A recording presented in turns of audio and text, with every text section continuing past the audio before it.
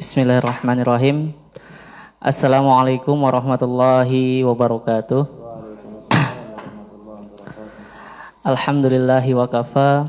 Wassalatu wassalamu ala nabiyil mustafa wa ala alihi wa sahbihi as-siddiqi wal wafa. Amma ba'du. Yang sama-sama kita muliakan guru kita Ustadz Andi Ali Mahfud. Tentunya pertama kita harus dan selalu bersyukur kepada Allah Subhanahu wa taala yang mana telah memberikan banyak sekali kenikmatan kepada kita. Salah satunya adalah nikmat sehat dan juga nikmat sempat. Banyak orang di luar sana yang kadang dikasih nikmat sehat tapi mereka tidak sempat. Banyak juga orang di luar sana yang dikasih sempat tapi Allah tidak kasih sehat. Dan ada yang terakhir orang yang sudah tidak dikasih sehat, dia juga sudah tidak niat menyempatkan begitu. Semoga kita termasuk orang-orang yang selalu sehat dan juga sempat dalam melakukan kebaikan-kebaikan begitu. Selanjutnya salawat teriring salam semoga selalu terlimpah curahkan kepada junjungan kita Nabi besar Muhammad sallallahu alaihi wasallam yang mana telah membawa kita dari zaman yang dulunya bodoh menjadi zaman pintar, yang dulunya gelap menjadi terang begitu kira-kira. Jadi hari ini teman-teman semua kita agak sedikit berbeda lah konsepnya begitu ya. Biasanya Ustadz Andi yang di depan sendiri memberikan kata-kata yang baik begitulah, mau izoh ya. Tapi sekarang kita berbeda konsep, ada host lah biar kekinian begitu ya. Ya bisa dibilang ngobras ngintip ngobras, ngobrol santai, ngintip ngobrol inspiratif begitu. Dan kebetulan temanya untuk permulaan ini adalah semua tentang kita. Jadi semua tentang kita ya di tahun 2020. Bagaimana kita memuhasabah diri kita di 2020 ini yang tiba-tiba kemarin aja masih Januari, sekarang sudah mau Januari lagi begitu. Kayak tidak ada hari gitu, tiba-tiba udah setahun begitu. Nah itu tentunya dengan alasan adanya virus corona ini gitu ya. Kita harusnya berkaca kepada diri sendiri, apakah dengan adanya musibah ini kita lebih taat atau malah lebih banyak maksiat begitu. Jadi kita mau muhasabah diri begitu. Jadi nanti obrolan kita tentang itu juga bisa kawan-kawan yang memang selama ini pengen ditanyakan tentang hal-hal yang ya berkaitan dengan diri kita begitu. Temanya bebas aja gitu. Jadi kita semacam tanya jawab, tapi di awal nanti Ustadz Andi akan memberikan mau ijoh dulu, nanti baru kita buka sesi pertanyaan begitu. Nah di sini juga saya rencananya yang nanti kira-kira bertanya untuk yang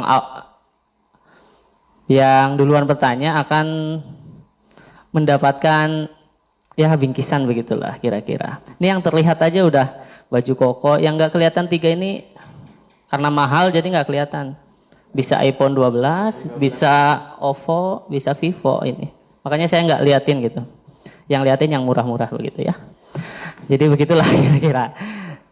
Tapi untuk hari ini mungkin yang mendapatkan ini, jadi yang online kita belum tahu formatnya bagaimana. Mungkin ke depan diperbaiki lagi. Nanti ada siapa yang online aktif ataupun bertanya di situ, nanti bisa kita kasih itu. Untuk sekarang iya ya. Kita tahu kalau ada yang masuk dari komentar ya. Bisa. Iya, begitu. Tapi rencana pertama sih untuk yang hadir sini, terus yang bertanya, siapa paling awal bertanya ya kita insya Allah kasihkan. Nah itu juga mari kita sebelum mulai kita sama-sama doakan semoga guru kita Ustadz Andi Ali Mahfud selalu diberikan kesehatan, keberkahan, kelancaran rezekinya tentunya, karena menjadi sebuah pengajar itu berat teman-teman, berat sekali resikonya. Salah satu contohnya aja ya kayak tadi, penghajar nggak bakal dapat door prize. Kalau yang lain kan dapat, tinggal dengerin, nggak jawab, nanya aja dapat itu. Gitu. Itu berat jadi pengajar, apalagi yang lain-lain gitu, tanggungan-tanggungan yang lebih berat begitu kira-kira. Berat, jadi begitulah.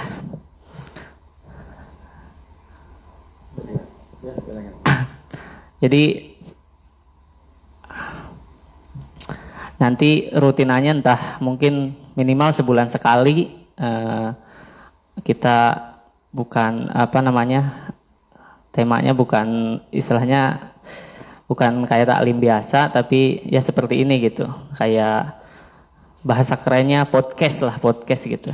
Jadi nanti tanya jawab apapun gitu, ditanyakan apapun aja tentang diri kita, apalagi selama 2020, terus planning kita ke 2021 mau apa sih yang mau diistiqomahkan, bagaimana cara-caranya istiqomah, entah tentunya yang baik-baik begitu, terus menghindari yang jelek-jelek itu bagaimana, ya mungkin nanti bisa ditanyakan.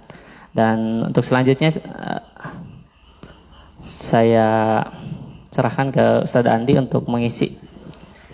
Bismillahirrahmanirrahim. Alhamdulillahirabbil alamin. Allahumma shalli wa sallim ala sayyidina Muhammadin wa ala alihi wa sahbihi ajmain. Assalamualaikum warahmatullahi wabarakatuh. Alhamdulillah, teman-teman semua yang dirahmati Allah Subhanahu wa taala dan juga yang bersama kita cintai, teman-teman majelis yang hadir di kesempatan malam hari ini, baik yang hadir secara offline yang ada di sini atau teman-teman yang hadir secara online. Ini ada beberapa orang gabung sama kita. Sambil yang lagi hadir secara offline, teman-teman yang berhalangan yang ada di rumah bisa bantu di-share. Ini kan masih konsep pertama kita, obrolan-obrolan masih perdana. Jadi nanti apa yang perlu kita evaluasi, dievaluasi, bisa dibagi-bagi. Mungkin apa yang kita obrolin malam ini akan bisa jadi manfaat untuk yang lain. Pertama, saya makasih kepada pembawa acara yang fenomenal ini. Kapan coba pembawa acara repot-repot bawa door prize segala kalau nggak di sini kan gitu ya. Biasa door prize ini dari dari panitia, pembawa acara bawa door prize. Dan kalau diintip-intip sih kayaknya bukan iPhone 11. Entah Realme, entah Xiaomi, nggak tahu nih. Tapi bungkusnya mengkilat. Biasanya bungkusnya mengkilat itu, Mas nggak tahu ya apa ya. Kalau yang mahal-mahal biasa bungkusnya itu nggak mengkilat soalnya. Ini bungkusnya mengkilat, mencurigakan ini. Alhamdulillah. Jadi teman-teman semua, malam ini kan kita ngobrol santai ya Am ya. Jadi biar ini mungkin mic-nya kita sama-sama dipegang aja. Betul. Jadi interaktif, kedengaran sama-sama dua-duanya.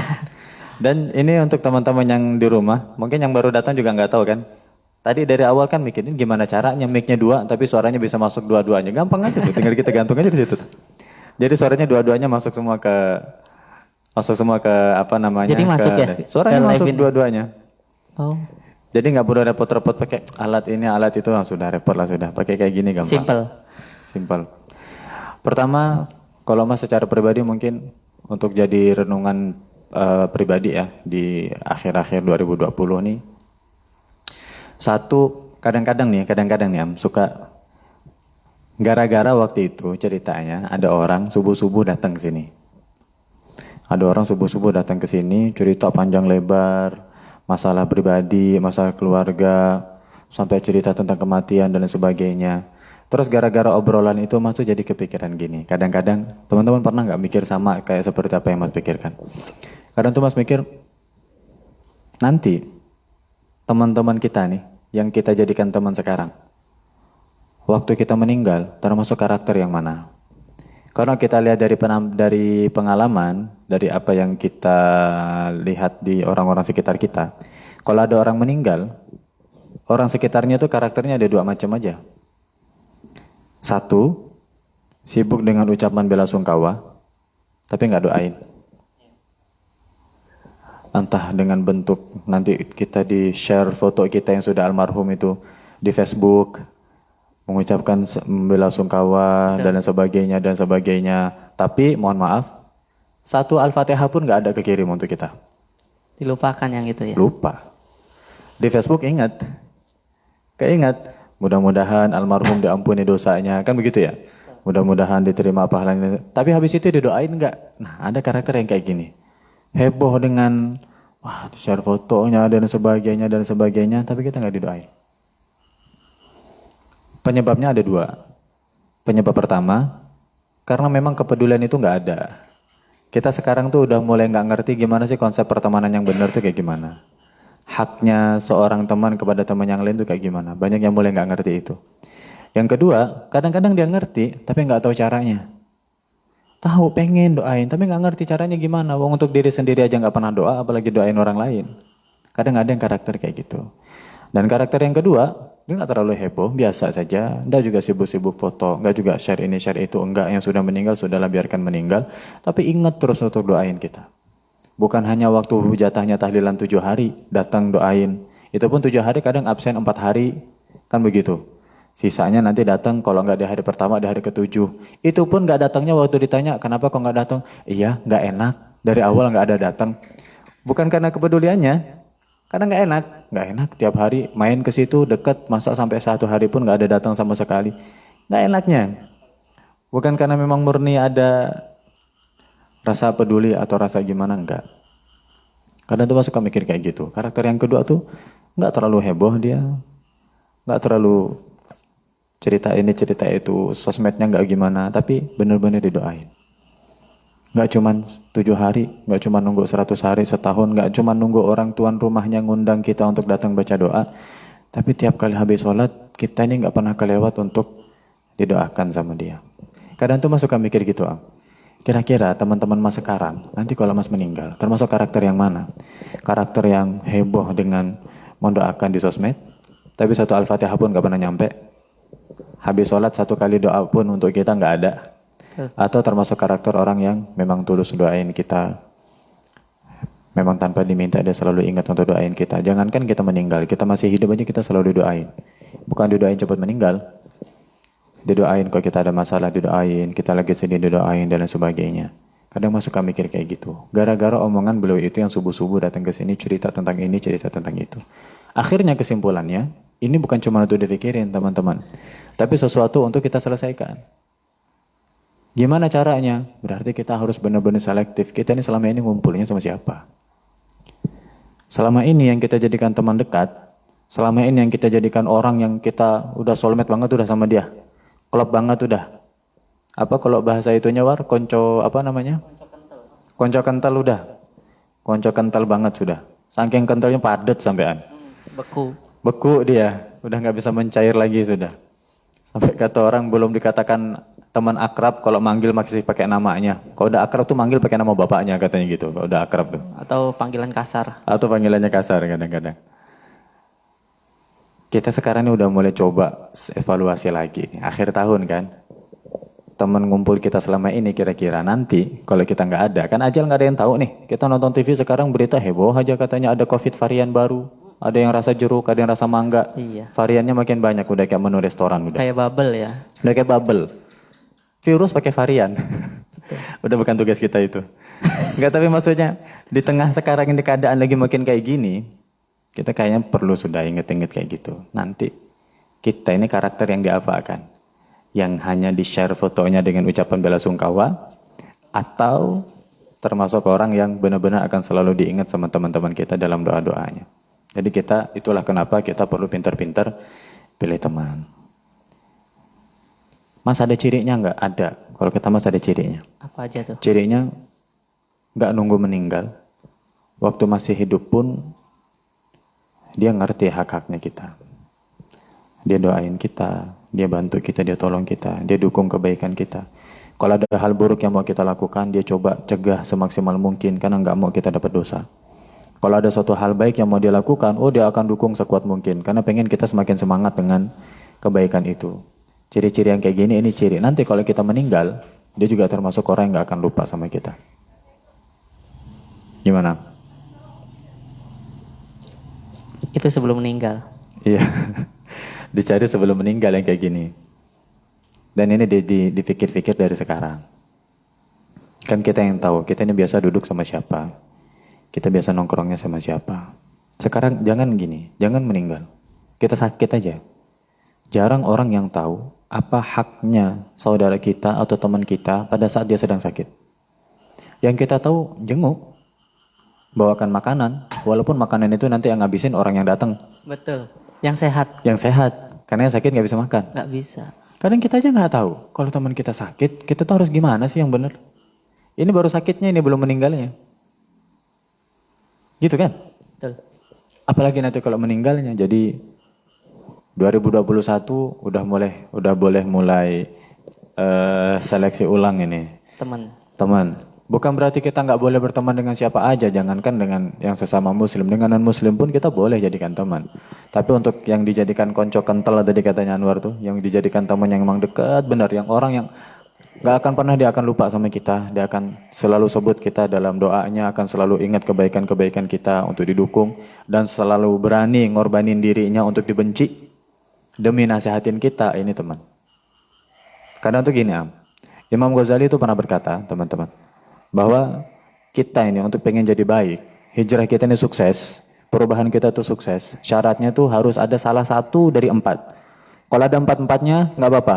Tapi kalau nggak ada 4-4-nya, setidaknya 1. Aja tuh 4 aja. Nomor 1, ya, pengen hijrah kita ini sukses. Saya pengen berubah jadi baik, saya pengen pokoknya tahun depan nggak seperti tahun yang lalu. Tahun depan ada hal yang baru, kebaikan yang baru ya. Bukan masalah baru nih, bukan dosa baru, nyicipin suatu. Enggak, ini suatu kebaikan baru. Apa kuncinya? 4. Nomor 1. Nomor 1, harus ada guru. Harus ada guru yang guru ini benar-benar tulus nasihatin kita, ikhlas mengingatkan kita, dan gak akan pernah membiarkan kita untuk jatuh satu kali pun. Begitu kita jatuh, kita gak ditinggalkan. Begitu kita jatuh, kita dimaafin untuk dibantu lagi. Untuk digandeng lagi. Untuk dibina lagi. Udah, kamu gak usah jauh-jauh. Gak apa-apa, ikut sama saya terus. Nomor 1 harus ada guru. Pilihan nomor 1. Tapi untuk yang nomor 1 ada kendalanya. Kendalanya 2. Dari segi gurunya. Yang nomor 2 dari segi muridnya. Pertama dari segi gurunya. Cari guru zaman sekarang susah. Mohon maaf, yang disebut pahlawan tanpa tanda jasa, mohon maaf, gajian 3 bulan gak cair, mogok ngajar. Ada atau enggak? Begitu berapa bulan, gaji gak cair, alah percuma, gak ngajar capek-capek. Keikhlasan itu sesuatu yang mahal sekarang. Padahal sesuatu yang merubah kita jadi baik, itu ikhlasnya guru kita. Begitu keikhlasan itu terganggu dengan sesuatu, maka fix ilmu yang kita pelajari dari dia, gak akan jadi manfaat. Jadi ilmu, iya. Pinter iya, cerdas iya, jadi berkah enggak. Maksudnya jadi berkah, kita tahu hukumnya, tapi kita nggak bisa ngamalin itu. Kita tahu tata caranya, tapi kita nggak bisa, gimana sih pengamalannya, kok saya nggak udah punya ilmu ini, ilmu itu, tapi tetap kayak gini aja nggak ada perubahan. Jadi nomor 1 di gurunya, ini secara singkat nih. Yang nomor 2, di kitanya, di muridnya. Kadang gurunya ada, gurunya sudah ikhlas, muridnya nggak ikhlas. Atau muridnya nggak betah. Muridnya nggak kuat, capek saya dinasehatin terus, diperlakukan kayak anak kecil aja. Ini salah, itu salah, ini dibilangin, itu dibilangin. Padahal nggak ada satupun penyebab guru itu selalu istiqomah ngomelin muridnya, nih bahasa nggak enaknya nih, nyalahin muridnya, bimbing muridnya, kecuali karena pengen kebaikan untuk murid tersebut. Jadi kendalanya untuk yang nomor 1, 2 hal. Pertama dari segi gurunya susah ditemukan. Yang nomor 2, dari segi muridnya. Begitu gurunya ada, kadang-kadang muridnya yang lari. Gak bisa saya dengan guru yang kayak gini. Maka, solusi nomor 1 kata Imam Ghazali, kalau gak bisa didapatkan, cari yang nomor 2. Apa itu? Nomor 1 kan gak ada nih, Iya.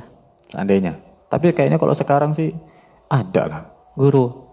Bisa gak kalau untuk sekarang dicari? Banyak guru. Banyak ya? Iya. Dengan kriteria seperti yang tadi kita bahas ya? Kayaknya kitanya deh. Jadi kendala nomor 2-nya ya.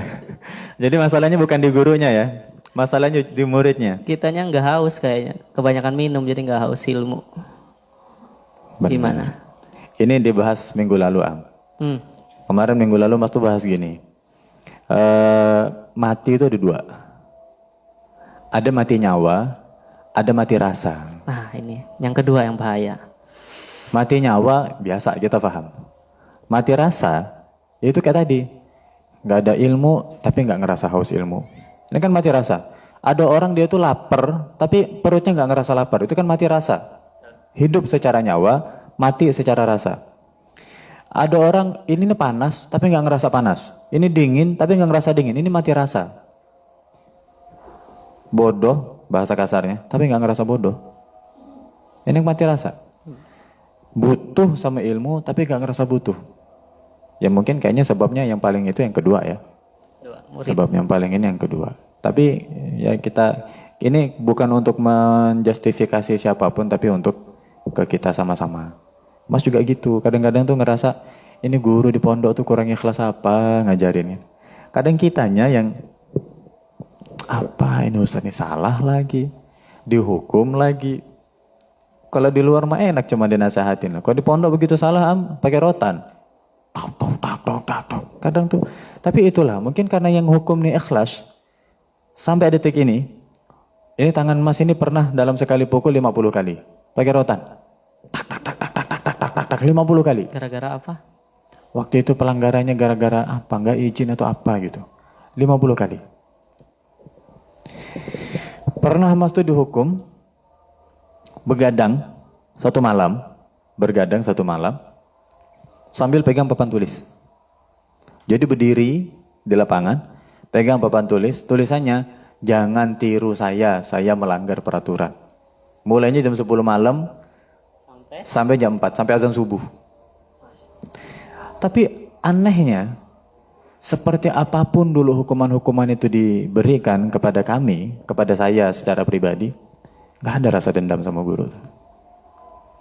Yang ada tuh dalam hati itu, ya Allah seandainya dulu kalau salah gak diingetin. Seandainya dulu waktu salah tuh gak ditegur.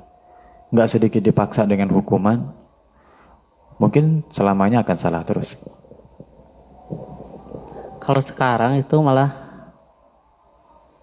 ada niat untuk bunuh, malah ada kan kasus malah bunuh guru. Murid bunuh guru ya? Iya, murid bunuh guru ataupun lapor ke orang tua dilaporin. Nah itulah itu bedanya. gimana berarti? Wallah alam, itulah mungkin kalau katanya Buya Yahya itu faktor yang menentukan keberhasilan seorang anak belajar ke gurunya itu faktor terkuat dari orang tua dulu. Kalau dulu kita ngaji nih di rumah, di masjid, disabet sama guru ngaji, balik ke rumah ngadu ke bapak, ditambah sama bapak. Ya kan? Ya. Sabet, terus pulang ke rumah. Pak, ngapa dipukul sama ustadz? Kau ngapa lari di masjid? Oh, ditambah sama bapak. Di sana dipukul berapa kali? 5 kali. Sampai rumah ditambah 10 kali. 10 kali benar. Ini orang tua yang paham ini. Padahal dulu ada polisi juga ya? Ada. Tapi orang tuanya yang jadi penentu. Betul. Jadi kalau bahasanya Gus Reza, waktu itu mungkin 2 atau 3 tahun yang lalu di Pondok 5 di tempatnya Ki Ismail Ghafur, Gus Reza itu pernah bilang gini. Waktu itu kan acaranya kan wali santri banyak ya. Bapak-bapak, ibu-ibu, kalau yang namanya nitipkan anak di pondok, itu niat dalam hati apa? Niatnya nawa itu buat lillahi ta'ala. Bahasanya beliau tuh. Saya niat buang. Maksudnya buang, seperti orang kalau ngeludah. Apa ada kemudian minta lagi ditarik-tarik? Enggak ada. Maksudnya apa? Setelah dipasrahkan ke gurunya, wahai guru, mau diapakan anak saya terserah.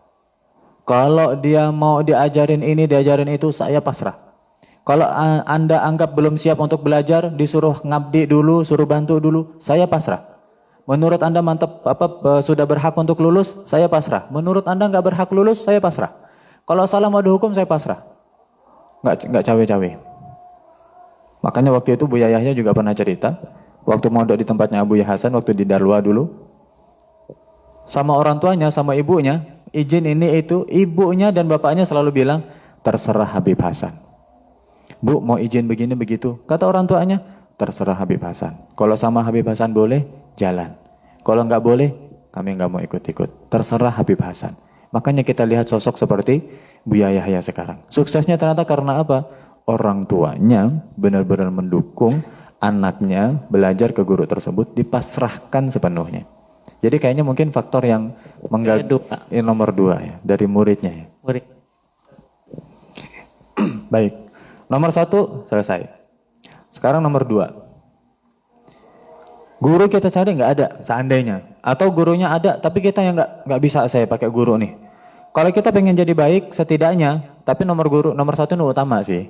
Kalau bisa nggak usah digantikan dengan nomor 2. Seandainya kita belum bisa ke proses nomor 1, ada yang nomor 2. Yaitu apa? Kita harus punya teman yang tulus.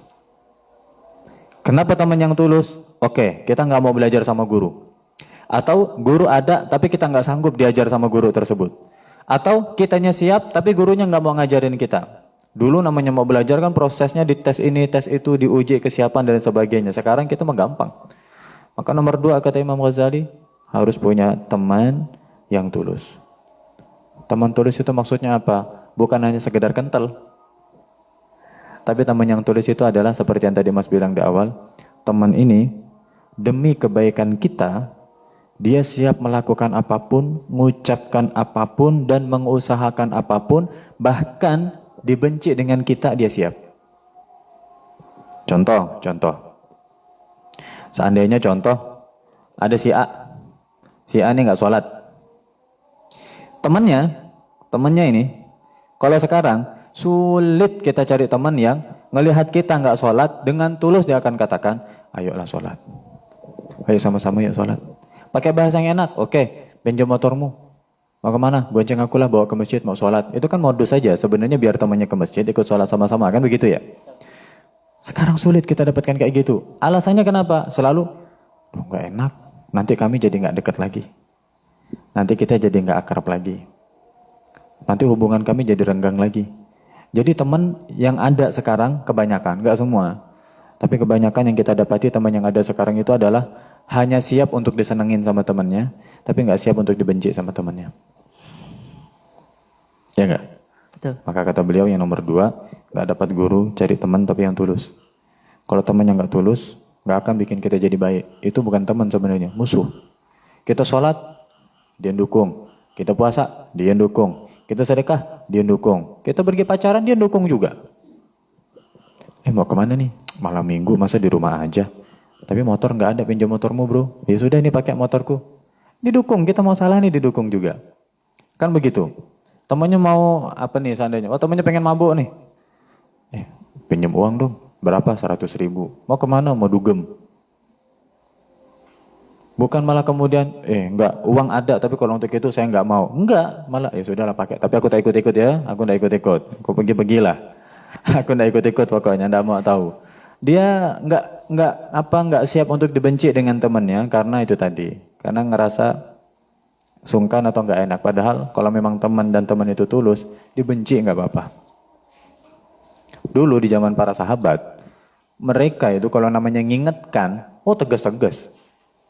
Nggak ada kayak sekarang basa-basi ini tuh. Dulu di masa itu tegas mereka. Waktu Rasulullah wafat, Sayyidina Umar. Jadi sudah ada khilaf antara para pendapat ini waktu Rasulullah wafat. Salah satunya Sayyidina Umar dengan tegasnya berdiri dan mengatakan, siapa yang berani bilang Nabi Muhammad meninggal, ini pedang saya ini siap, katanya gitu. Siapa yang berani macam-macam bilang kalau Nabi Muhammad meninggal, pedang saya siap. Siapa yang berani bilang kayak gitu? Sayyidina Abu Bakar sebagai seorang sahabat yang juga dekat dengan Sayyidina Umar lalu mengatakan, wahai Umar, apa kamu nggak pernah dengar firman Allah Subhanahu wa taala? Wa ma Muhammadun illa rasul. Muhammad hanyalah seorang utusan. Qad khalat min qablihir rusul. Sebelumnya juga sudah ada utusan-utusan yang lain. Dan utusan-utusan yang lain, Nabi Musa, kan begitu. Nabi Ibrahim, Nabi Ismail, Nabi Sulaiman, utusan-utusan yang lain, mereka juga meninggal. Nabi kita Muhammad, walaupun kita cinta, kita sayang kayak apa, tapi juga utusan juga bisa meninggal. Afa in mata au qutilan qalabtum ala aqabikum. Apakah kalau Nabi Muhammad meninggal atau Nabi Muhammad terbunuh, kalian akan kembali lagi menjadi kafir seperti dulu? Sayyidina Abu Bakar dan Sayyidina Umar dengerin langsung masuk dalam hatinya. Ya Allah, saya ini kayak nggak pernah dengar ayat itu. Padahal saya hafal ayat ini. Makasih saya sudah diingatkan. Kayak gitu. Di masa sahabat namanya ingat-ingatan biasa seperti itu. Tegas-tegas. Begitu Sayyidina Abu Bakar pada saat itu Rasulullah meninggal, Sayyidina Abu Bakar jadi khalifah kan, menggantikan Rasulullah. Jadi khalifah pertama kali. Pada saat itu beberapa orang mulai yang kendor-kendor imannya nih mulai udah nggak ada Nabi Muhammad, zakat nggak usah bayar lah. Mulai berani nggak bayar zakat. Sayyidina Abu Bakar sebagai tanda pertanggungjawaban sebagai khalifah, dan yang kedua tanda cintanya kepada saudaranya sesama muslim. Yang nggak bayar zakat siap-siap diperangin sama saya. Maka beliau perangnya lawan siapa? Melawan orang-orang yang nggak bayar zakat. Diperangi, paksa suruh bayar. Ini apa karena nggak sayang? Karena sayang. Tapi di mana sekarang kita cari teman yang siap maksa kita nggak mau tahu bro. Walaupun kau tadi malam begadang nonton bola sampai jam 4, sekarang waktunya subuh, kau tidur di rumah aku nonton film, nonton bola di rumah aku, bangun sholat subuh. Wah, nggak mau, pokoknya bangun sholat. Siapa yang siap dibenci gara-gara itu sekarang? Nggak ada, yang ada, udahlah yang penting udah dibangunin, cari aman kita. Cari aman. Karena takut satu hal, apa? Lu udah nggak asik lagi, udah nggak kayak dulu. Udah nggak klop kayak dulu lagi, sudah nggak enak temenan sama kamu, saya cari teman yang lain aja, kayak gitu. Pernah nggak ngerasa kayak gitu? Kita nasihatin seseorang, tapi gara-gara nasihat itu, kita jadi dibenci sama teman itu. Pengalamin nggak? Pernah lah sesekali, cuma kayaknya kebanyakan yang cari aman deh. Malah cari aman Udah ya? ngantuk, wah kayaknya ngantuk gitu. Ya udah Masih biarin. kayak gitu itu, masih levelnya gitu, Masya Allah. Itu tadi Am. Jadi ternyata teman yang benarnya tuh kayak gitu. Kita siap untuk dibenci. Kadang kalau sekarang tuh kita melakukan kebaikan malah dibilang, jangan sok suci. Iya benar. Gak bukan milikmu sendiri. Iya. Iya kan, so alim. Jadi kita langsung Down. cun. Gitu. Iya benar. Memang kadang-kadang ada. Sayangnya ada kata-kata kayak gitu. Iya, Jadi gini, bahasanya tuh lebih, itunya lagi tuh kayak gini. Waktu itu kalau nggak salah dapat dari Anwar ini kata-katanya nih. Apa namanya? Surga belum tentu milikmu kan gitu ya. Surga belum tentu milikmu dan neraka belum tentu tempatku. Jadi udah urus-urusan masing-masing aja lah kan gitu. Jadi kalau dibilang kayak gitu, gimana cara kita nyemangatin diri sendiri gimana? Kalau kalau lagi digituin sama teman, apakah kemudian langsung selesai atau ada cara, ada solusi gimana menguatkan diri? Wahai diri kuatlah, wahai jiwaku semangatlah. Gimana cara nyemangatin diri kita? Kalau sendiri sih ngedoain, cuma kayaknya nggak terkabul deh. Gitu. Seuzon sama doa nggak boleh. Nggak boleh ya. Aduh, pokoknya kalau lagi digituin, ya didoain gitu. Ya. Kalau ngomong langsung tuh ya nggak berani, masih itu tadi, masih di tahap takut begitu. Jadi apa namanya ada satu hal kalau kita lagi ngerasa kayak gitu tuh mungkin sesuatu yang bisa kita lakukan, kita kembali mengingat niat kita tuh waktu nasihatin tuh cari apa. Nasihat kita itu kita nggak cari senangnya orang. Kalau cari senangnya orang, nggak ada orang yang secara tabiat ya, secara naluri senang dinasehatin, itu jarang. Setiap orang kalau dinasehatin, pasti rasa sombongnya akan muncul. Lu siapa? Nasehatin gua, lu bisa apa? Kamu baru anak kemarin sore, bilang-bilangin, kamu juga dulu kan kayak gitu. Percuma masa lalu juga sama kayak saya, sekarang sosok nasehatin segala. Setiap orang kalau dinasehatin, rata-rata jiwa ininya tuh berontak. Pengen nggak bisa pokoknya saya yang benar, kamu salah semua. Nah, maka gimana kita menguatkan diri kita? Satu, kita ingat niatnya. Kita ini waktu nasihatin, niatnya bukan untuk disenengin sama dia. Bukan untuk dia makasih nanti sama kita. Bukan untuk nanti dia, ya Allah makasih ya, kalau bukan kamu nasihatin saya, udah mungkin kayak sampai sekarang saya masih sesat. Sampai sekarang saya masih salah, masih ini. Kalau kita ngarep itu, ya sama aja, niat kita nggak ikhlas. Berarti kita pengen memang untuk dikenang, dihargai, dihormatin sama dia, dan dianggap kita ini punya jasa dalam hidup dia. Enggak. Niatnya kita menasehatin dia, cuman pengen lillahi ta'ala cari pahala. Cari pahalanya dengan cara masukkan nasihat ke orang-orang yang kita bisa nasihatin dia. Kalau dia nerima, kita dapat pahalanya, alhamdulillah. Dia mengamalkan itu, alhamdulillah dapat pahala. Pahala karena nasihatin dan pahala karena nasihat kita diamalin. Tapi kalau dia nggak nerima, dia nolak, tetap kita dapat pahala nasihatin dan pahala berlipat ganda lagi lebih banyak gara-gara apa? Karena kita sabar dengan ujian ini tadi.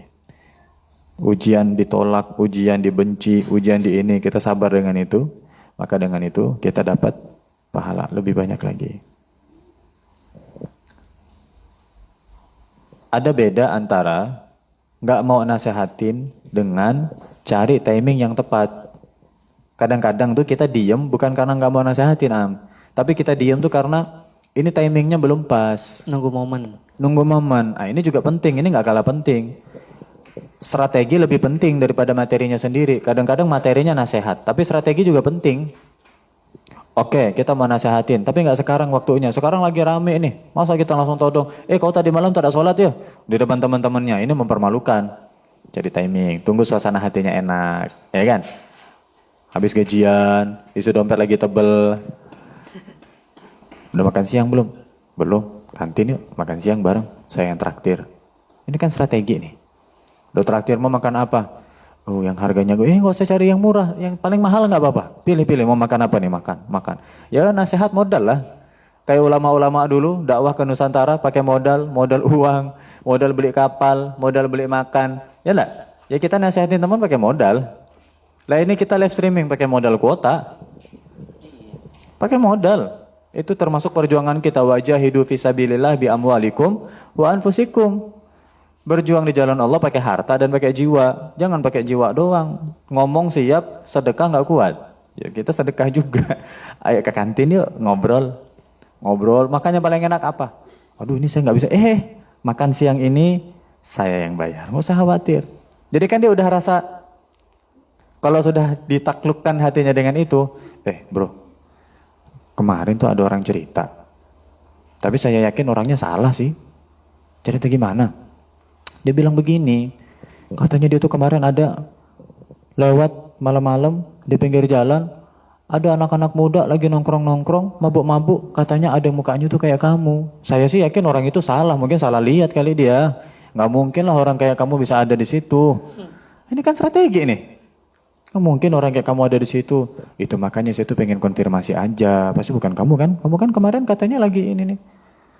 Terus akhirnya dengan tulus juga dia, ya Allah, yang kemarin itu memang saya. Oh, ya mungkin kamu kemarin lagi khilaf aja kali. Besok-besok kan gak gitu lagi kan ya? Lihat, ini betapa halusnya cara nasihat itu untuk sampai tanpa harus membuat dia ngerasa menjauh atau menghindar dari nasihat itu tadi. Itu namanya strategi juga. Kita nggak bisa nyampaikan itu tanpa strategi apa-apa. Yang ada kabur dia. Mungkin kayak gitu. Itu dari nomor berapa tadi, Am? Ini nomor 2 ya. Kemudian, nah ini teman-teman juga pernah pada curhat nih. Lihat, nasihati malah dibilang sok alim, sok suci, Betul. sesama pendosa jangan sok-sokan. Waduh, tak dalam banget ini bahasa nih. Sesama pendosa jangan sok-sokan. Emang siapa di antara kita yang nggak punya dosa?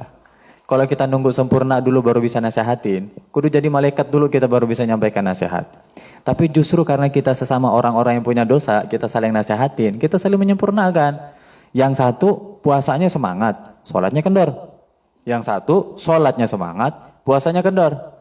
Yang semangat sholat nasihatin, yang malas sholatnya. Yang semangat puasa nasihatin, yang malas puasanya. Kuat mereka. Kan begitu? Seng, ini tipis. Ya kan? Ringan. Tapi nggak tembus air. Beton, ini tebel. Tapi berat, nggak bisa ditaruh di atas. Memang posisinya harus di sini. Kalau seandainya mereka ini harus kita paksakan berada dalam posisi yang sama, beton harus di atas. Sengnya di samping, nggak bisa. Memang ada porsinya masing-masing. Beton menahan di sini, tiang menahan di tengah, seng menutup dari atas, sempurna dia. Mungkin satu di antara kita ini orangnya mungkin dalam hal sholat rajin, puasa rajin, tapi sedekah pelit. Kan kayak gitu. Temannya minjem pulpen jadi ditagih tarifnya. Minjem pulpen. Berapa lembar tadi kau nulis? Kok tempat fotokopi 1 lembar 500. Kok berapa lembar tadi nulis pakai pulpen aku tuh? Pulpen aja tuh. Pulpen. Mungkin pulpennya beli di Gramedia yang sejutaan. Jadi Iya mahal kali. Pulpen itu mah nggak untuk nulis, pulpen itu Untuk tanda tangan doang. untuk tanda tangan itu. Bismillahirrahmanirrahim. Itu yang nomor 2. Jadi nomor 2, oke. Gurunya nggak ada. Atau gurunya ada, tapi kita nggak siap dengan guru yang kayak gitu. Maka nomor 2, kita tuh harus cari teman yang tulus. Kalau kita udah dapat teman yang tulus, yang siap nasihatin kita, nggak usah dijauhin. Memang nasihat itu sakit, gak enak. Kalau terasa sakit di hati, nggak enak di hati, berarti fix kita memang lagi sakit. Betadin, ditetesin di tangan. Kalau nggak pedih, kan berarti tangannya nggak luka. Kalau pedih, berarti tangannya luka. Nasihat diteteskan ke hati kita. Terasa nggak enak.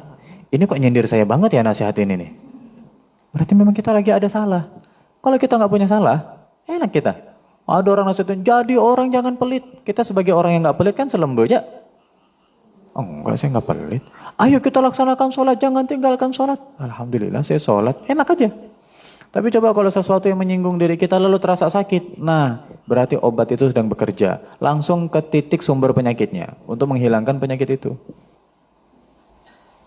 Itu yang nomor 2. Pengen kita lanjut atau ada yang mau didiskusikan dulu? Baik yang offline atau yang online. Teman-teman yang pengen diskusi di komentar Facebook juga nggak apa-apa, silahkan. Tanya jawab ya. Jadi ini biar nggak salah paham, kita harus apa bahasanya? Kita harus klarifikasi. Iya. Kita harus klarifikasi karena teman-teman pasti bertanya-tanya, ini sholat isya apa nggak pada sholat kan begitu? Betul. Kita sholat di sini berjamaah. Selesai taklim, kita sholat. Ini mungkin yang nonton di rumah mungkin tanya-tanya kan, ini kami di luar lagi sholat ini. Kami aja matiin HP berangkat sholat loh, kok yang pada taklim kok nggak sholat? Kita sholat habis ini. Dan memang kita biasanya sholatnya habis Cuma taklim. kalau anak himah kan tahu, udah Tahu, biasa. Biasa, yang anak-anak himah Mungkin paham. kalau yang komentar itu orang lain. Nggak ada sih, nggak ada yang komentar. Cuman antisipasi. Di hati kali ya. Harus klarifikasi kita. Hati orang nggak ada yang tahu soalnya. Tadi yang menguatkan yang baik kan. Iya. Tapi kebanyakan sekarang tuh yang jelek yang menguatkan. Jadi Maksudnya gimana tuh gambarannya? kita yang ayo sholat, bukan sekarang gitu. Sekarang malah oh masih jam 1. Gila. Jadi yang udah baik nih ikut begitu. Berarti Ya kan teman-teman? Gitu kan? Berarti itu pertanda yang model kayak gini cukup jadikan teman, tapi jangan kental-kental. Ketularan kita nanti. Cukup temen kan? Cukup teman aja. Jangan lebih. Tahu namanya, ketemu kita nyapa, lebaran ya main ke rumahnya. Kalau ada masalah dibantu ya kayak biasa. Tapi jangan jadikan teman yang hari-hari kita ngelihat dia. Tahu nggak? Kita kalau ke Pontianak, lewat Diskondersi itu, tempat sampah, bau kan? Iya. Tapi kenapa ada orang tinggal di situ? Dan dia betah tinggal di situ, padahal baunya nggak enak.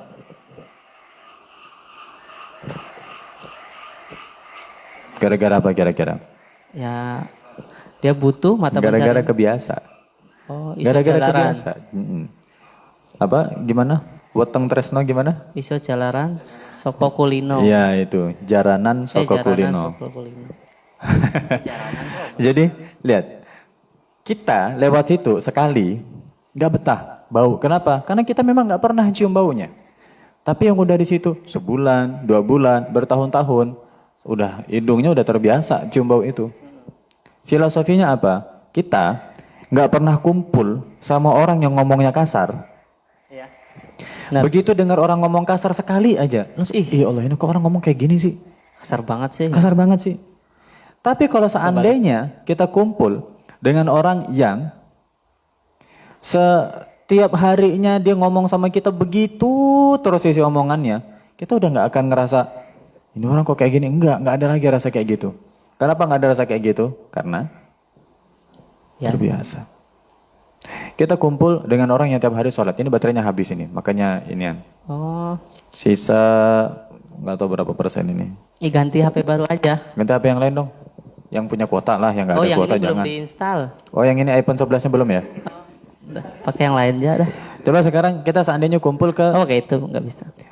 teman yang kalau begitu waktunya sholat mereka terbiasa, alah sholat repot-repot. Gak usah sholat dulu lah, gampang nanti Jumat aja, nanti Jumat sholat. Kita yang kebiasa sholat aja lama-lama bisa kendor kalau kumpul dengan yang begini. Iya, benar. Tapi seandainya semalas-malasnya kita sholat, semalas-malasnya nih, kita malas banget di rumah sholat isya berjamaah, malas banget.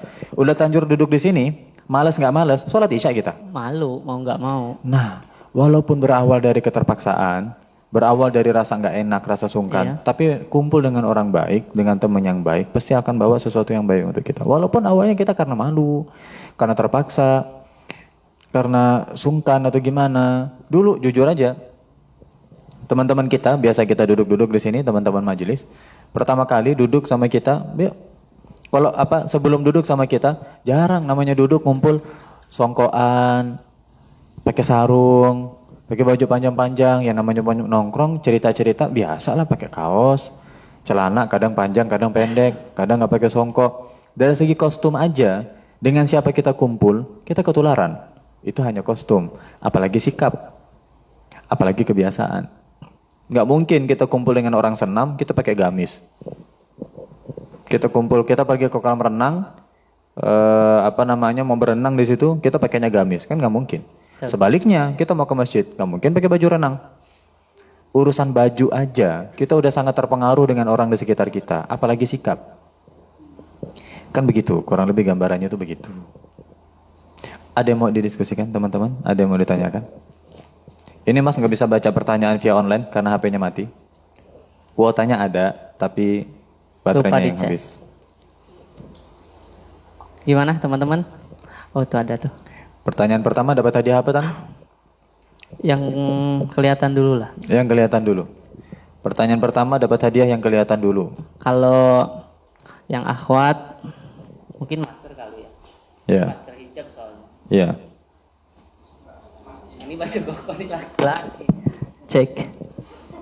Jadi pertanyaan dari laki atau perempuan? Ikhwan atau akhwat? Ayo. Bebas Berarti aja nanya. Seandainya nggak ada pertanyaan, hadiah kita bawa pulang lagi Am ya? Iya buat apa ya? Sayang udah dibawa.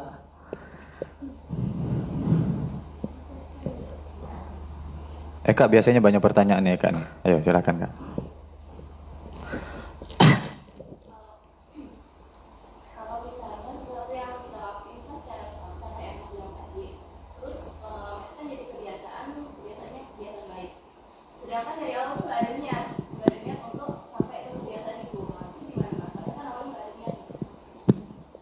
Maksudnya apakah kebiasaan baik itu tadi jadi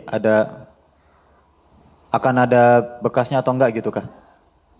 Karena awalnya kita niatnya nggak pengen kayak gitu kan? Ini bagus banget nih pertanyaannya Am. Jadi Pertanyaan bagus banget. Jadi gini, gambarannya tuh gini. Kita kumpul dengan seseorang, dia punya kebiasaannya baik gitu kayak ya. Orangnya baik-baik nih, kebiasaannya bagus-bagus. Kita jadi ketularan ikut juga melakukan apa yang dilakukan. Kebiasaan ngomong apa yang biasa diomongin. Terbiasa dengan hal-hal yang biasa mereka rutinkan. Padahal niatnya bukan untuk itu awalnya.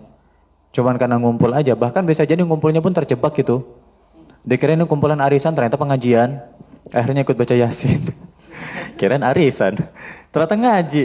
Ini kan gak sesuai niat awal ini. Kan begitu ya. Maka apakah ada kebaikan yang kita dapat?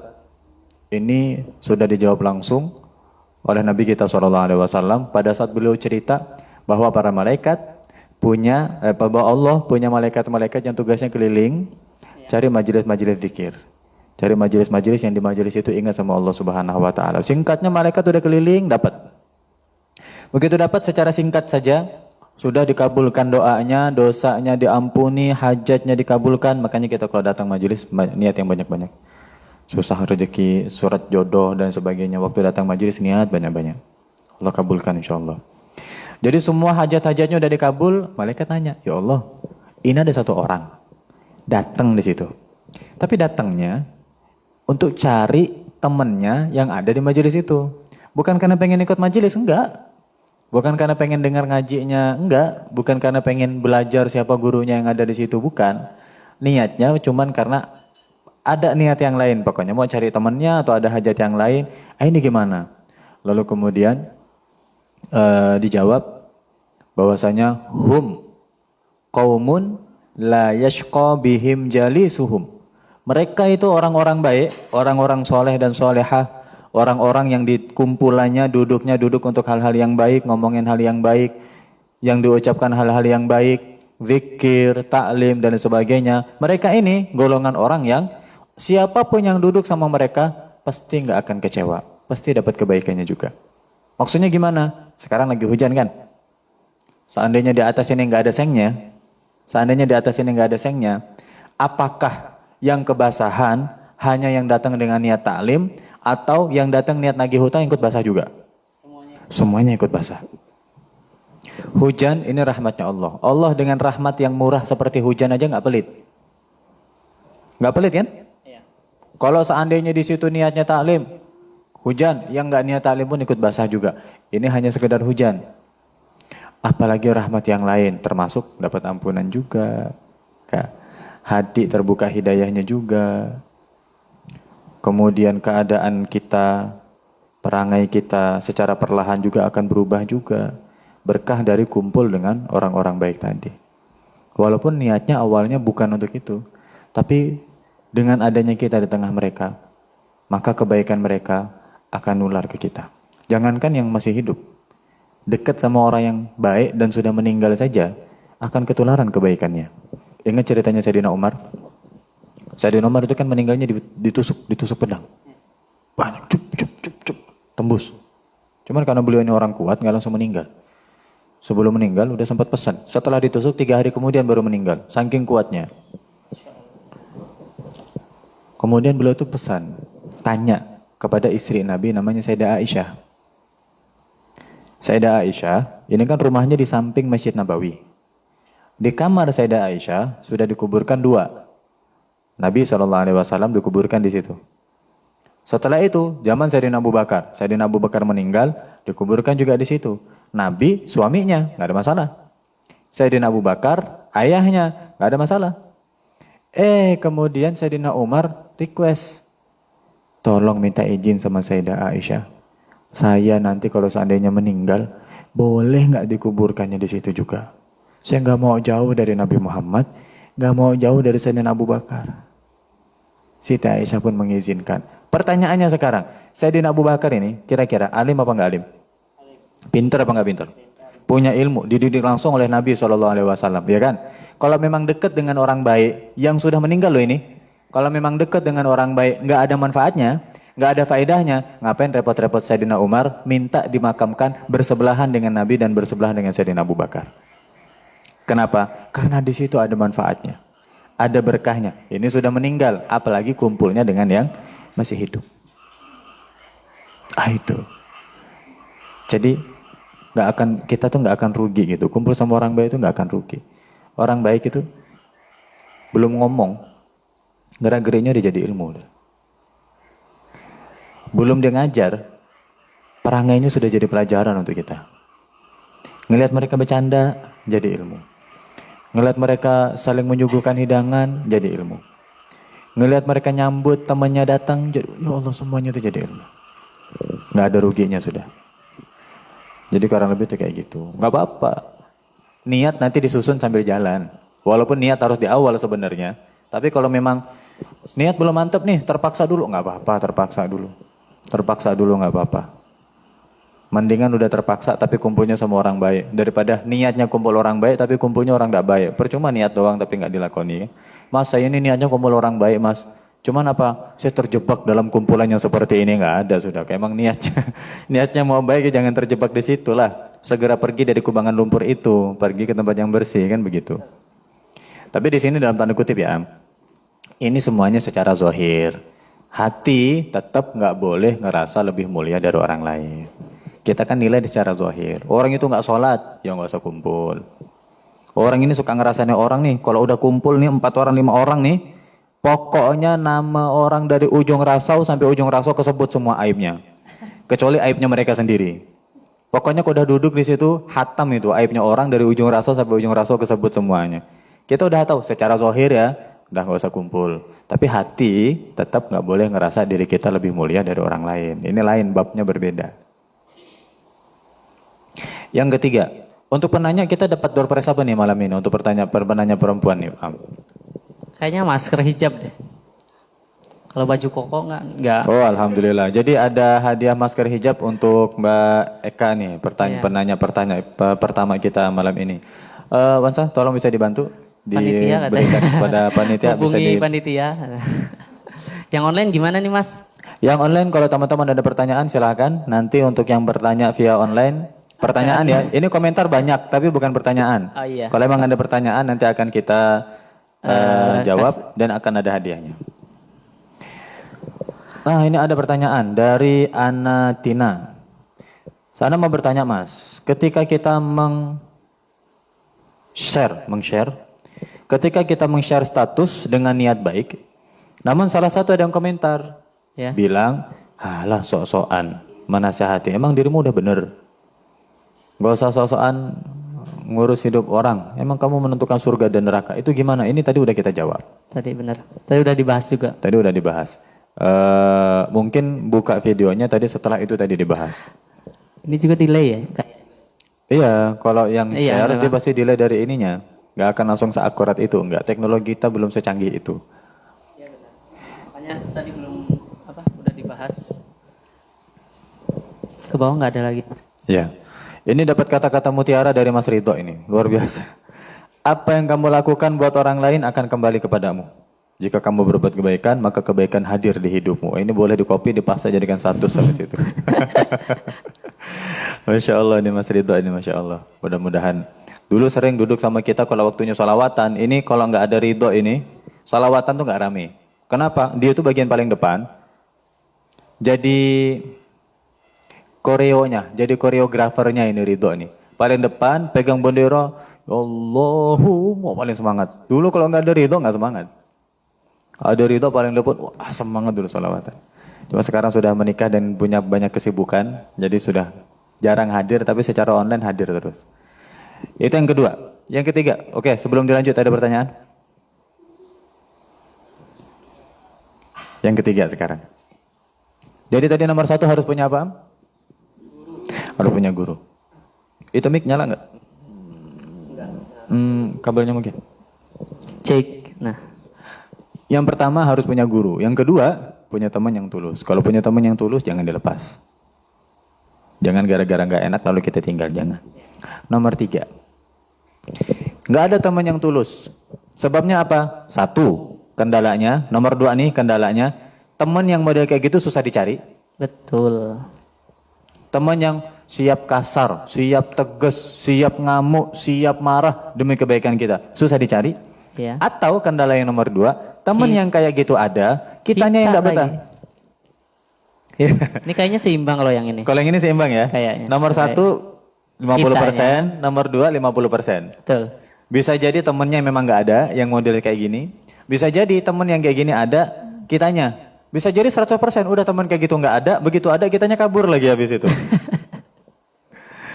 Dapat temen yang suka nasehatin, risih deket orang yang suka nasehatin. Dan jujur ya, nafsu kita tuh memang kayak gitu. Iya benar. Ada teman 2 orang nih, ada teman 2 orang. Yang satu muji terus kalau ketemu kita. Yang satu kalau udah ketemu, nasehatin terus. Kita akan lebih enjoy, lebih nyaman, lebih enak deket sama yang muji terus. Walaupun kadang-kadang pujiannya tuh berlebihan. Termasuk tanda keburukan seseorang kan. Iya. Kalau dia dipuji dengan sesuatu yang dia nggak melakukan itu, hatinya senang. Ini tanda, ini sombong 100% ini. Ya Allah.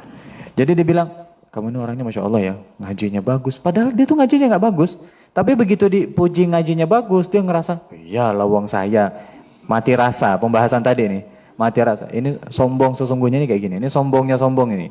Nenek moyangnya sombong ini kayak gini.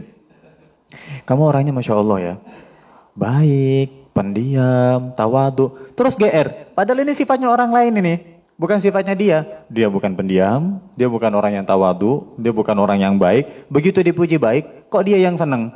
Kok dia yang GR? Ini intinya sombong itu. Ya kan? Kalau memang sifat itu ada, kita ngerasa seneng, wajar. Walaupun nggak boleh sebenarnya, tapi masih wajar gitu loh. Kamu orangnya Masya Allah ya, sholatnya rajin. Memang kita ngerasa sholatnya rajin, terus ada rasa senang dengan pujian itu, masih wajar walaupun nggak boleh. Lah nggak tahu sholat, dipuji sering sholat, lah kok seneng? Kita ini senang atas sholat yang mana? Sholat aja enggak kan gitu. Itu yang nomor 2 ya. Sekarang nomor 3. Waktu semakin berlalu, tapi nggak terasa ya. Yang ngobrol lah nggak terasa, nggak tahu lah yang dengar. Udah pada bosan kali. Ngapa nggak selesai-selesai ini acara nih katanya. Yang nomor 3. Teman nggak ada, guru nggak ada. Maka nomor 3, kita pengen jadi baik, belajar dari musuh. Gimana ceritanya belajar kok dari musuh? Iya, belajar dari musuh. Maksudnya belajar dari musuh? Maksudnya adalah musuh itu adalah orang yang paling jujur kalau ngomong tentang aib-aib yang ada dalam diri kita. Kalau musuh bilang kita pelit, emang kita tuh pelit. Kalau musuh bilang kita ini orang sok, memang kita tuh orang sok. Orang yang paling teliti dengan aib kita cari teman jujur nggak ada. Teman kita pengkhianat semua ternyata. Teman kita orang-orang yang lebih suka muji kita daripada nasihatin kita. Nggak bisa diandelin sudah. Ngambul. Iya, udah kayak gitulah sudah. Maka, dari mana kita mau dapat masukan nih? Kita mau dapat saran dari siapa? Dari musuh. Ada orang benci sama kita bilang, emang kau nih ya, udahlah orangnya sombong, pelit, sok-sokan lagi, ngomong macam orang paling benar. Nah, lihat dari sifat-sifat itu, jangan langsung kemudian karena dia ngomongnya, karena dia musuh kita lalu kita tolak. Enggak, dilihat. 1, 2, atau 3 dari sifat yang disebutkan itu emang ada dalam diri kita. Semuanya malah. Ya walaupun kadang-kadang namanya musuh ya, kadang tuh ada bumbunya sih. Kalau ada yang jelekan kita tuh ada bumbunya. Ada tambahan. Ada tambahannya. Awalnya kacang hijau, begitu dia ngomong jadi bubur kacang hijau sekarang udah. Kan ada bumbunya tetap, namanya juga benci kan. Kadang tuh kesalahan kita cuman ubi, ngomong dengan dia udah jadi getuk udah. Ada bumbunya, tapi memang sifat itu ada sama diri kita. Kalau udah musuh bilang, orang benci sama kita, bilang aib tentang diri kita, jadikan pelajaran. Betul. Malah kalau bisa, makasih sudah mengingatkan saya. Jadikan teman. Jadikan teman. Ya Nanti ngambul sih. lagi. Dia mau atau enggak jadi teman kita. Oh iya, ya, musuh. Kayak gitu Jadi apa ya maksudnya? Kadang susah memang. Mengharapkan teman yang mau nasihatin kita jujur itu susah. Lebih jujur musuh sekarang nih daripada teman. Kayak gitu. Makanya guru nggak ada sudah. Nah ini nasib buruk lah. Kalau udah orang nggak punya guru ini nasib buruk. Udah nggak ada guru, teman jujur nggak ada. Teman yang tulus nggak ada. Ya sudahlah, opsi karena nggak ada yang ke pertama dan kedua, ambil pelajaran dari musuh. Mas saya nggak punya musuh mas. Atau saya punya musuh, tapi musuh itu tidak cukup bernyali untuk berbicara di depan saya, seandainya kayak gitu kan. Nah kalau kekar-kekar kayak Anwar gini mana berani musuhnya mau langsung nyeranah dia di depan orangnya kan nggak berani. Paling ngomong dari belakang atau enggak paling buat status ngetek orangnya pun nggak berani. Bisanya nyindir doang. Ya sudah nggak apa-apa. Yang penting jadikan itu pelajaran untuk kita. Oke, yang ketiga nggak ada, maka yang terakhir. Ini opsi terakhir sudah. Apa nih? Guru nggak dapat, teman tulus nggak ada, musuh pun tak ada. Bukan ada, nggak berani. Yang tadi di belakang ya? Iya, musuh cuman bisa lewat belakang aja, nggak berani untuk ngomong sama kita. Maka yang keempat, yang terakhir, belajar dari kesalahan orang lain. Kalau ada orang punya satu sifat buruk, kita nggak suka dengan sifat buruk itu, maka sifat buruk itu jangan sampai kita lakukan. Contoh nih gini, ada teman, ada orang, bukan teman kita. Dia nyorobot antrian seandainya. Kita lagi antri enak diserobot. Kita nggak senang sama itu. Jadikan pelajaran untuk kita. Berarti besok-besok, sebagaimana saya nggak suka antrian saya diserobot, besok-besok saya nggak boleh nyorobot antrian orang. Ada orang ngobrol sama kita. Kalau ngobrol, saya terus. Maksudnya saya terus. Ini nih masjid nih, kalau nggak saya nggak jadi masjid ini. Ini dulu perintis pertama saya kakek nenek saya, leluhur saya. Kalau bukan karena saya di sini nggak jadi masjid ini. Dari awal sampai akhir saya terus. Itu pun wah yang berjuang saya. Oh ini saya terus. Kita dengarnya nggak enak. Jadikan pelajaran. Berarti kita besok-besok kalau ngobrol sama orang, usahakan rendah hati. Walaupun kita punya jasa, ya bilang aja di sini ada orang dulu merintis masjid ini. Kan kita nggak sombong. Dan kita nggak bohong. Orang memang ada, tanpa kita harus nyebut bahwa orang itu adalah kita. Ada orang suka bohong, kita nggak suka dibohongin. Ya berarti pelajaran untuk kita. Sebagaimana kita nggak suka dibohongin, jangan bohongin orang. Dan lain sebagainya. Jadi empat hal. Kalau udah 3 nggak ada, maka terakhir nomor 4, hiduplah seperti biasa. Oke, nggak ada guru, walaupun itu kacau pasti hidup tanpa guru. Nggak ada teman yang jujur, maka hidup kita akan hampa. Nggak punya musuh yang berani untuk menyampaikan keburukan-keburukan kita, maka hidup kita pasti akan kurang juga, kurang sempurna. Maka ambil pelajaran dari sifat-sifat buruk orang lain yang kita nggak suka diperlakukan kayak gitu. Jangan kita memperlakukan orang lain dengan sifat yang sama. Jadi inti untuk kita bisa berubah jadi baik, kita harus punya salah satu dari 4 ini. Dan orang yang paling beruntung adalah orang yang punya 4-empatnya. Loh, emang kalau punya musuh beruntung? Orang punya musuh itu beruntung. Kenapa? Ya itu tadi. Dengan adanya musuh kita tahu batas kesabaran kita. Dengan punya musuh kita jadi tahu kesalahan kita. Apa sih yang bikin saya dimusuhin sehingga kita jadi lebih baik lagi? Kita kalau nggak pernah dimusuhin orang, nggak pernah introspeksi. Ngerasa perbuatan kita benar terus. Kalau nggak pernah disalahin orang, nggak pernah dibenci orang, kita nggak pernah berpikir, saya ini udah sempurna kayaknya. Orang senang semua sama saya. Enggak. Dengan adanya orang yang benci, kita jadi tahu. Oh, di balik semua hal yang sudah saya lakukan, ada hal-hal yang masih kurang menurut orang lain yang harus saya sempurnakan. Kurang lebih kayak gitu. 4 hal. Baik, mungkin habis ini masih buka sesi tanya jawab lagi? Masih nih. Masih ada 4. Anwar, ada yang mau dibahas, War? Boleh. Boleh? Semua tentang Semua tentang kita. Tentang judi. Jadi konteks judi itu kayak gimana sih? Gimana ya? Atau cuma sekedar taruhan atau kayak misalnya main futsal gitu kita. Terus kan kita mau masuk itu kan mau daftar dulu kan pakai duit. Jadi kalau yang nggak juara kan nggak ada duit. Jadi yang juara 1, 2, 3 baru dapat duit. Nah, nanti yang itu termasuk judi nggak? Secara garis besar, judi itu secara garis besar nih. Kalau kita rinci satu-satu kan mungkin susah. Tapi secara garis besar, judi itu begini. Ada pihak yang dirugikan dengan jelas. Ada pihak yang dirugikan. Seperti tadi, taruhan. Yang menang dapat hadiah. Yang kalah, dia daftar dengan biaya yang sama itu tadi. Dan gak dapat hadiah, maka dia dirugikan. Contoh gini, sewa lapangannya berapa? 100. 100. Ya kan? Kemudian perjanjiannya, pokoknya kumpulin uang. Enggak, gini. Ada perlombaan, hadiah totalnya 10 juta nih. Hadiah total 10 juta. Klub yang ikut 10 klub. Ya kan? Ya. Satu klub patungan 1 juta, 1 juta. Maka nanti yang menang dapat 10 juta, yang nggak menang kehilangan uang 1 juta. Nah, itu judi. Kenapa? Karena dia dirugikan. Lain halnya kalau gini, ada panitia yang nyiapkan hadiah. Hadiah bukan diambil dari uang itu.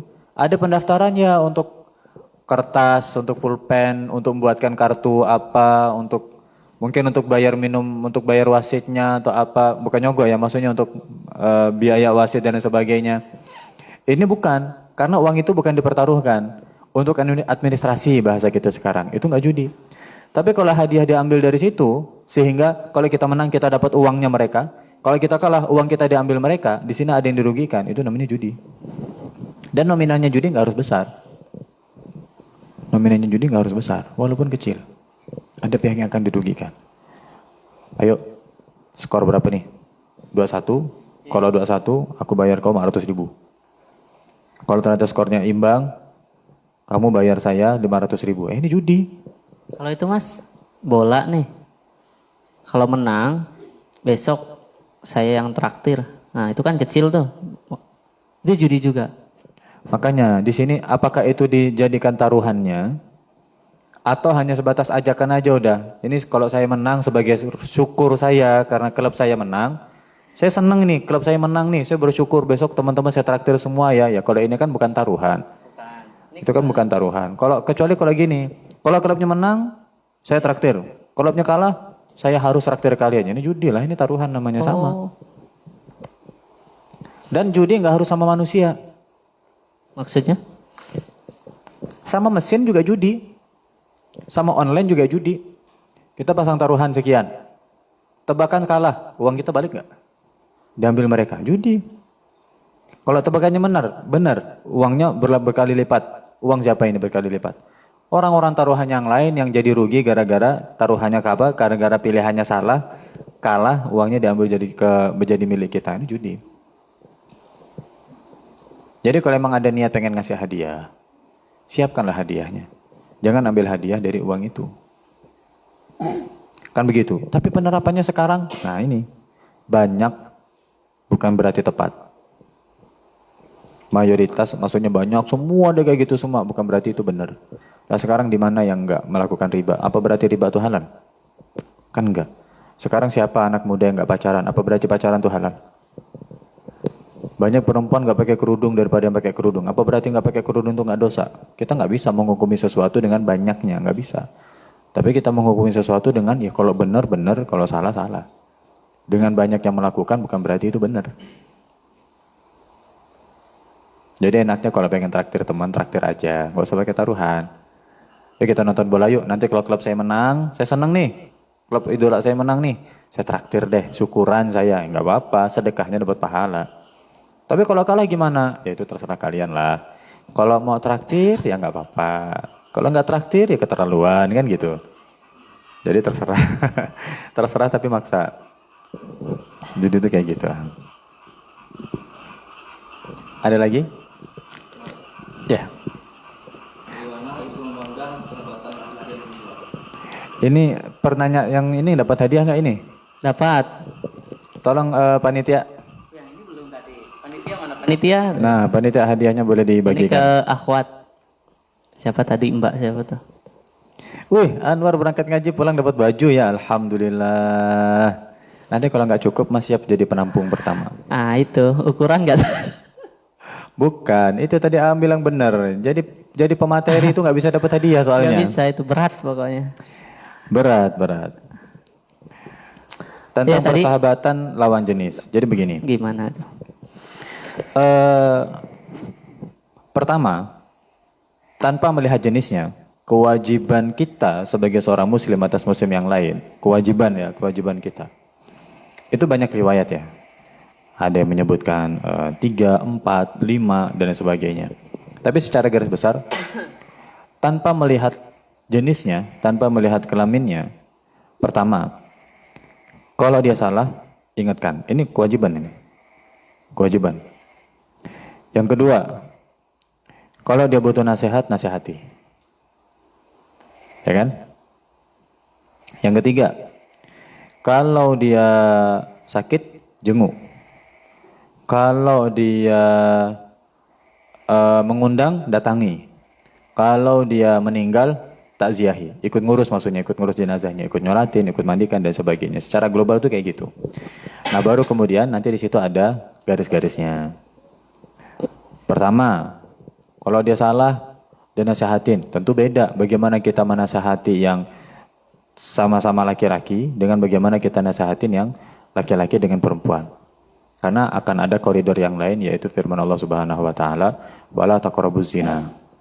Jangan deketin zina. Di situ enggak dengan kata jangan berzina, enggak. Tapi jangan deketin zina. Persis seperti waktu mengkisahkan Nabi Adam, wala taqraba hadhihi syajarata. Jangan kalian berdua kata Allah dekati pohon ini. Enggak disebut jangan makan buahnya, enggak. Jangan deketin pohonnya. Kenapa kok bisa sama gini? Ternyata filosofinya sama. Nabi Adam dengan Siti Hawa, jangan kalian dekati pohon ini. Padahal yang dilarang itu makan buahnya kan.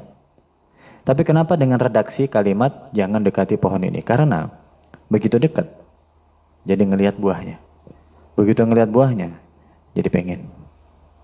Begitu pengen, akan timbul pertentangan dalam hati. Makan jangan, makan jangan, makan jangan. Kalau menang jangannya, nggak makan. Kalau menang makannya, jangannya diabaikan, akan dimakan. Dan itu yang terjadi. Akhirnya dimakan buah itu. Oke. Tadi tentang dengan laki-laki dan perempuan. Jangan dekati zina. Kenapa kalimatnya bukan jangan berzina? Karena segala hal yang mendekatkan diri ke situ. Pertama, kenal. Dekat. Terus kayak nggak ada jarak nih, akrab. Wah biasa, oh kami mau bercanda dari kecil udah berkubang sama-sama udah depan rumah. Udah kayak bukan, ini udah macam saudara seorang dah. Iya waktu masih kecil. Begitu udah gede, kayak gini ini, udah nggak bisa. Awalnya, oke, kepegang kayak nggak ada rasa. Lama-kelamaan kepegang ada rasa. Dari kepegang, setan nggak akan berhenti sampai di situ. Dari megang, dia pengen yang lain, pengen yang lain, pengen yang lain. Jadi tetap ada batasnya. Mana sehati? Harus. Kalau memang secara batasan itu kita bisa untuk nasihatin. Kalau nggak bisa, nasihat itu nggak harus lewat mulutnya kita. Malah tanda keikhlasan seseorang, waktu nasihatin, nggak harus disandarkan nasihat itu dari dia. Titip sama temannya, titip sama keluarganya. Atau nasihatnya sifatnya umum, yang kita tahu, apalagi zaman sosmed ya, kita tahu nasihat itu akan dibaca sama dia. Mas nanti nggak masuk. Kalau hati kita ikhlas masuk. Justru kalau kita ngerasa bahwa kalau bukan saya yang nasihatin, nasihat nggak akan masuk ke dia, maka harus saya yang berdiri langsung di hadapannya dan menyampaikan nasihat itu. Itu tanda kita riya. Merasa bahwa hidayah itu datangnya dari mulutnya kita, bukan dari Allah. Kalau mau kita ikhlas mah nggak harus kita. Nasihatnya boleh sama, titip ke orang lain, titip ke keluarganya, atau dengan cara apapun, yang penting masih dalam batasan. Yang kedua, kalau hati kita ikhlas menasihati teman kita yang lawan jenis, kita nggak pilih-pilih. Teman kita lawan jenis kan nggak cuma satu, puluhan. Kenapa yang dinasihati cuma satu orang? Yang lain ini akan nuntut juga nanti di akhirat. Loh, saya kan teman kamu juga. Saya nggak pakai kerudung kok nggak pernah nasihatin. Saya kan teman kamu juga. Saya nggak sholat ke kamu nggak pernah nasihatin. Oh iya, saya sibuk menasihatinya satu orang ini sehingga mengabaikan yang lain. Berarti bukan nasihat. Modus. Aam dapat aja kata-kata nih. Kan begitu. Itu yang kedua. Jadi yang pertama, kalau memang kita ikhlas, nggak harus dari kita. Yang kedua, kalau memang kita ikhlas, kita nggak akan pilih orang. Kalau sudah pilih, berarti ada pertanda di sini. Tujuannya itu bukan nasihatin, bukan untuk bersahabat. Pasti ada tujuan yang lain. Tujuan kita bersahabat itu kan pengen biar dia jadi baik, kita jadi baik. Kalau kita milih, berarti bukan sahabat, lebih. Dan yang ketiga, Allah. Tujuan apapun yang ada di dalam hati kita, nggak boleh pertentangan dengan apa yang sudah digariskan oleh agama. Apapun itu tujuannya. Tujuan yang baik harus dilakukan dengan cara yang baik. Tujuannya baik, caranya nggak baik, jadinya nggak baik.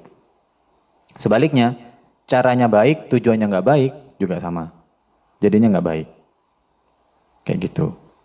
Jadi apakah bisa bersahabat dengan lawan jenis? Bisa, tapi ada batasnya. Jadi gimana dong batasan yang diperbolehkan dan gimana yang nggak diperbolehkan?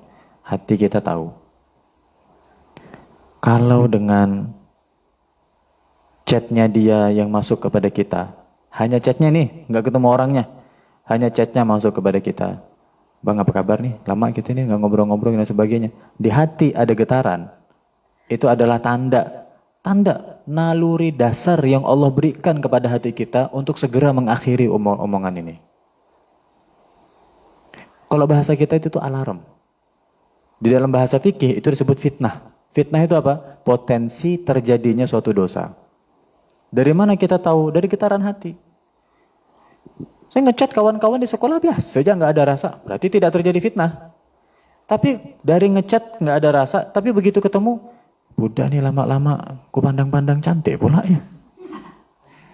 Lihat foto profilnya macam biasa, begitu pandang langsung cantik pula. Calon ibu untuk anak-anak saya ini nanti nih kayaknya nih.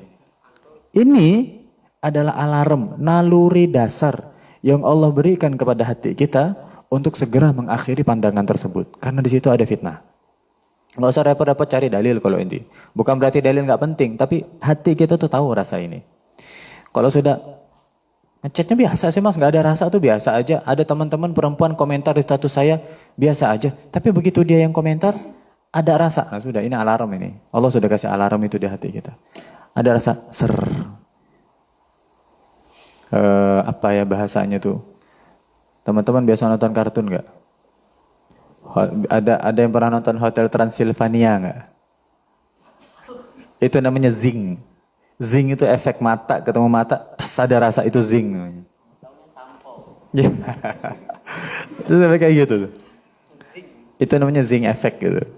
Terasa, itu alarm. Alarm. Jadi gimana? Kita dekat sama dia atau kita kenal sama dia, awalnya nggak ada rasa. Begitu timbul ada rasa, segera akhiri. Itu alarm. Maksudnya gimana? Dia ngajak ketemu. Kamu butuh apa nih? Mau nanya ini. Nggak usah ketemu lah, chat aja lah. Chat aja. Kenapa? Karena kita tahu kalau ketemu, hati kita nanti jadi lain. Kalau chat aja masih bisa dikontrol. Kalau ketemu hati kita jadi lain.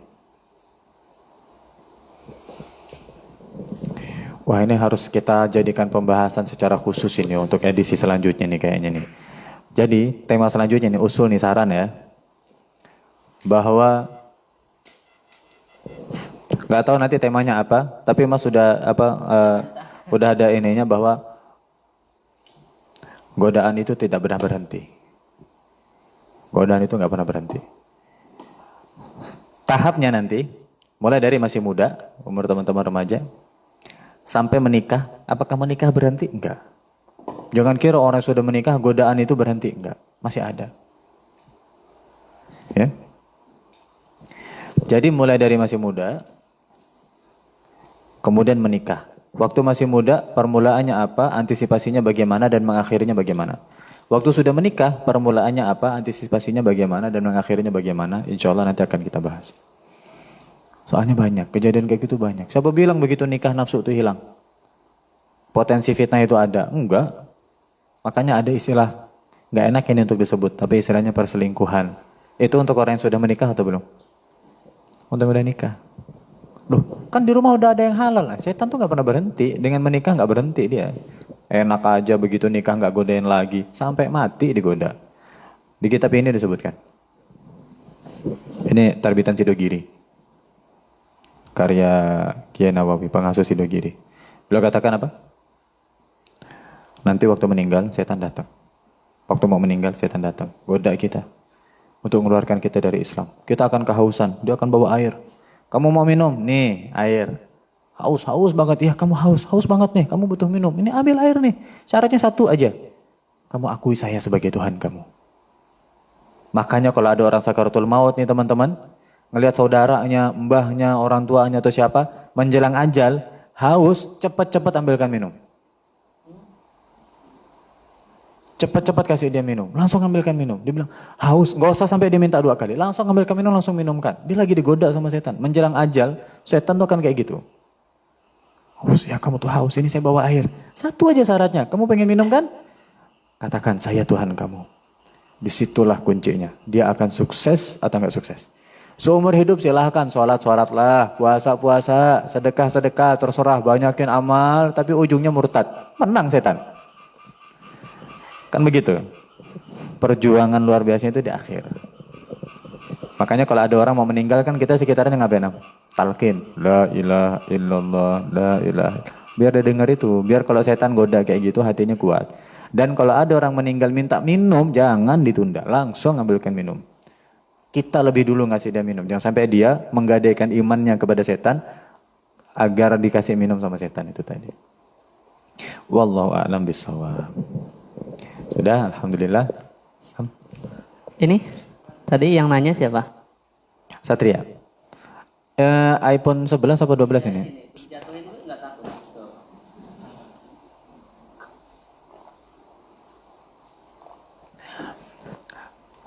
Jadi gimana? Kita cukupkan? Ya mungkin cukup ya, sudah jam, sudah jam 8 lewat. Dan memang biasanya kita jam 8 selesai. Oh, yang taklim biasa. Insya Allah, berarti ini kita jadikan rutin atau gimana? Boleh. Bulanan ya? Bulanan. Bulanan. Berarti untuk tema selanjutnya, teman-teman boleh komentar di bawah ya. Mungkin ada usul, apa komentar yang pengen, apa tema yang pengen akan dibahas untuk bulan depan. Kemudian yang kedua, bisa nitip itu juga kali bisa nitip pertanyaan sebelum temanya dibahas. Seandainya tema bulan depan, seandainya tema bulan depan 2021 menjelang jodoh atau menggapai jodoh di 2021. Ada pertanyaan seandainya. Oh, titipkan nanti dibacakan begitu ya. Nah, jadi udah boleh? Ada yang dibahas duluan dari tanya jawab itu tadi ya. Ini yang live tuh yang keluar masuk tuh ternyata teman-teman saya. Biasa. Jadi dia masuk nggak dengerin. Screenshot kirim ke saya. Wih, tuh. Jadi yang keluar masuk tuh berarti bukan anak-anak sini. Jadi ini untuk penanya online, Facebook atas nama Ana Tina dapat hadiah juga pertanyaan online. Nanti bisa diambil ke sini. Dan kayaknya kita tahu orangnya kan, teman kita juga kan ini. Karena dia nggak hadir karena lagi kerja malam ini. dapat 1 door prize juga. Dan mudah-mudahan bulan depan door prize-nya lebih ini Amin. lagi. Mas pengen nanti bulan depan kalau emang ada door prize-nya nggak perlu yang besar-besar, kecil aja, tipis. Tipis. Cuman satu warnanya hijau, satu warnanya merah. Ada tulisannya kantor urusan agama. Masya Allah. Gimana? Kalau door prize-nya itu gimana? Paham nggak maksudnya? Paham, berat. Ya sudahlah. Mungkin itu aja kita akhiri ya. Ya, Kita Mas kembalikan ke pembawa acara. oke. Jadi yang bisa saya tangkap gitu ya, yang saya ingat gitu. Dari tema kita hari ini yaitu semua tentang kita, itu kesimpulannya bagaimana diri ini ingin menjadi baik itu minimal ada 1 dari keempat syarat ini. Yang pertama adalah kita mempunyai guru, yang kedua adalah teman tulus, teman yang tulus, dan yang ketiga adalah mempunyai musuh untuk mengintrospeksi diri kita. Dan yang terakhir jika ketiganya kita tidak punya adalah ibroh dari orang lain gitu. Ambil pelajaran dari orang lain begitu. Semoga di 2021 yang akan datang kita menjadi pribadi yang lebih baik, istiqomah dalam semua kebaikan, dan kita tak lupa terus mendoakan guru-guru kita, terutama Ustadz Andi, semoga selalu disabarkan dalam mungkin menghadapi ujian, cobaan, selalu dilancarkan dalam menjalani hari-hari untuk melaksanakan hal-hal baik begitu ya. Dan juga teman-teman Majelis Himah juga semoga Allah selalu mudahkan di jalan-jalan untuk melakukan kebaikan. Mungkin pertemuan kita cukup sampai di sini. Insya Allah ini kalau tidak ada halangan kita akan rutinkan setiap bulan ngobrol santai, ngobras, ngintip, ngobrol inspiratif begitu. Kalau bisa bulan depan dipersiapkan pertanyaan-pertanyaan yang, karena sekarang udah tahu nih bakal ada door prize sesuai tema. Kita nanti mungkin pengumumannya bisa seminggu sebelumnya atau 3 hari sebelumnya nanti dipersiapkan. Jadi nanti ke depan itu bukan siapa yang bertanya, tapi siapa pertanyaan yang paling menarik begitu. Nanti akan dipilih untuk mendapatkan. Cuma harapan tetap jangan niatnya karena ada door prize ini untuk penyemangat aja. Tetap niat kita, niat yang pertamanya adalah tolabul ilmi begitu. Mungkin itu saja dari saya, lebih kurangnya saya mohon maaf. Wassalamualaikum warahmatullahi wabarakatuh. Waalaikumsalam warahmatullahi wabarakatuh. Kita tutup dengan membaca doa kafaratul majelis. Bismillahirrahmanirrahim. Subhanakallahumma wa bihamdika asyhadu an la ilaha illa anta astaghfiruka wa atubu ilaik. Ya Rabbana tarafna bi annana qatarafna wa annana asrafna ala laza ashrafna fatub alaina tauba taghsil li kulli hauba wastur lana al-aurati wa aminir rawati waghfir li walidina rabbi wa mauludina wal ali wal ikhwani wa sairil khillani وكل ذي محبة أو جيرة أو صحبة والمسلمين أجمع من ربي أسمع فضلا وجودا منا لا باكتساب منا بالمصطفى الرسول نهضى بكل سول بالمصطفى الرسول نهضى بكل سول بالمصطفى الرسول نهضى صلى وسلم ربي عليه عد الحب وآله وصحبه عدد طش السحب والحمد للإله في البدء والتناهي حمدا كثيرا دائم محبة النساء من القبول وتمام بكل أصول وإلى حضرة الرسول الفاتحة. أعوذ بالله من الشيطان الرجيم. بسم الله الرحمن الرحيم. الحمد لله رب العالمين الرحمن الرحيم مالك يوم الدين إياك نعبد وإياك نستعين اهدنا الصراط المستقيم صراط الذين أنعمت عليهم غير المغضوب عليهم ولا الضالين آمين اللهم صل على سيدنا محمد